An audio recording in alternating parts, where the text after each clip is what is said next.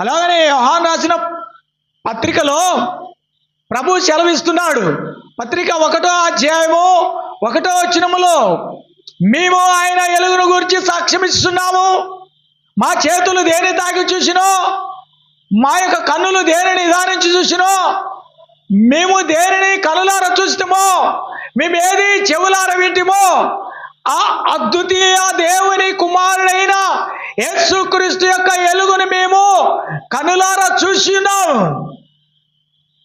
ఆయన వెలుగై ఉన్నాడు. ఆయనలో ఎంత మాత్రమో చీకటి లేదు. కాబట్టి ఆయనలో ఉన్న వెలుగును మీ ఆదియందు దేవుని యొక్క వాక్కు ఉండెను. ఆదియందు ఏది ఉండెను? ఏది మేము నిదానించి చూస్తామో, ఏది కనులారా చూస్తామో, ఏది నిదానించి కనుగొంటామో, ఆ నిత్య జీవం మాకు ప్రత్యక్షమాయెను.